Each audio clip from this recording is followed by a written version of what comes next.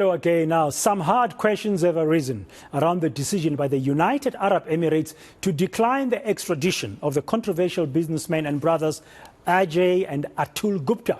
We'll try to find some of the answers from a legal expert. You'll remember that the Guptas were at the center of the Zondo Commission into state capture that looked into the looting of state funds during Jacob Zuma's tenure as president. Let's discuss now this latest development with Selby Makgotho, a legal expert. Selby, good afternoon. Welcome to today, and thank you very much for your time. A lot of questions are rising around this whole issue, and that it took so long for South Africans to know that the United Arab Emirates officials had actually freed the Gupta brothers.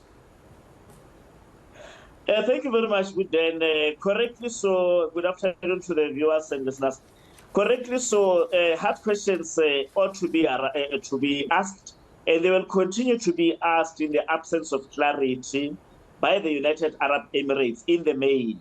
Because, I mean, it doesn't make sense that almost 10 weeks after the outcome of the judgment in the UAE, it is only when questions come that we are being told that, no, this matter was actually finalized sometime in February, and the application to extradite the three Gupta brothers had been declined. Had it not been the persistent effort by the department, by the NPA, we would not be knowing.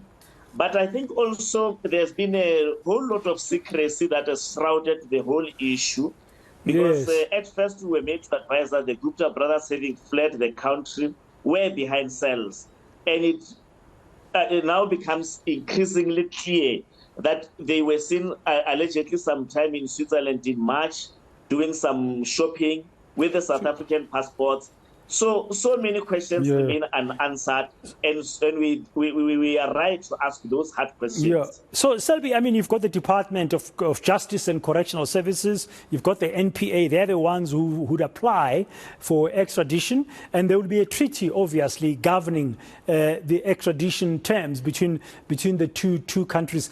Are we clearer today about what were the main reasons for the UAE to decline the request for extradition in terms of the existing legal instruments? We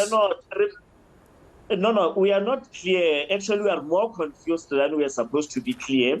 And at first, I think we need to be mindful of the fact that both South Africa and the United Arab Emirates are parties to the United Nations Convention Against Corruption, which mandates the parties or the states concerned to interact, to liaise, to help each other in terms of information exchange, in terms of the processing of extradition, and any other related matter in as far as the mutual legal assistance is concerned. Over and above, South Africa and the UAE ratified the treaty in 2018. One would have expected that in addition to the diplomatic sound as they are, dating back to 1994, one would have expected that the process of communication should have been as smooth as possible.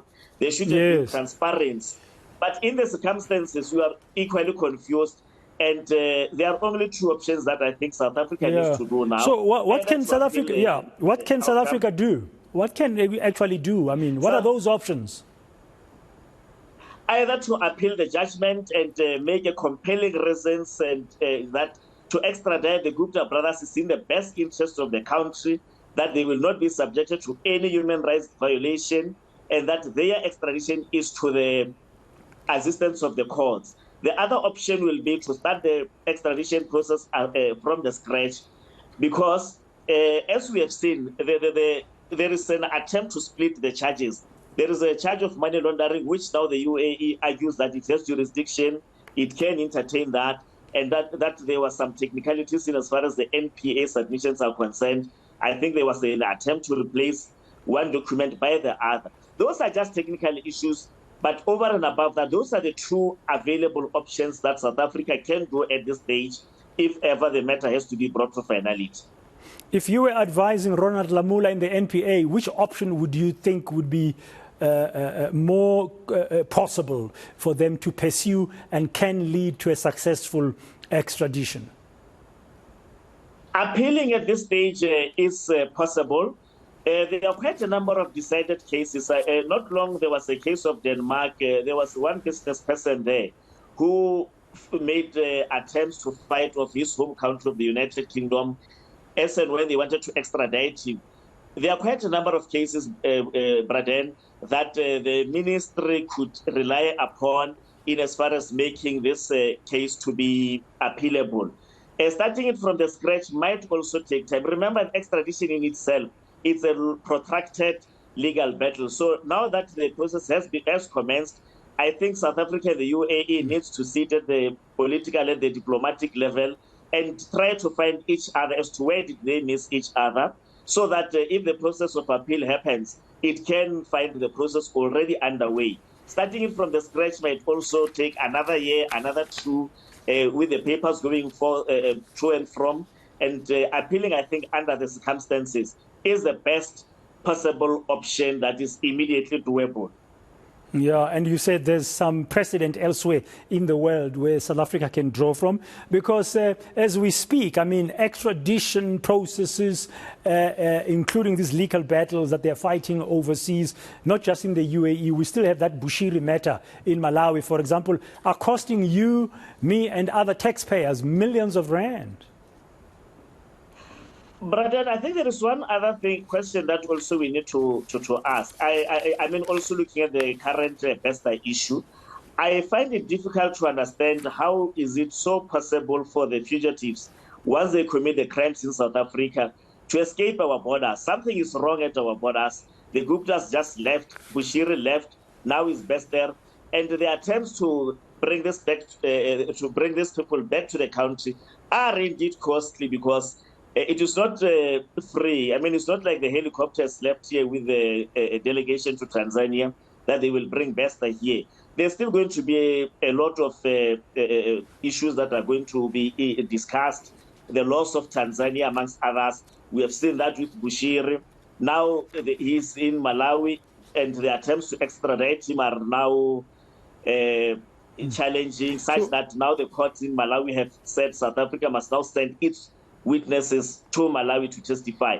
Those are costly exercises. The very same thing with the Guptas. We have seen from the Zondo Commission what evidence has been found, and their presence to South Africa is of great assistance to the taxpayers, because they need to know whether there was complacency when the Guptas were busy, allegedly impoverishing the country of the financial gains. So all these questions, up until the extraditions have been completed, they will remain hanging.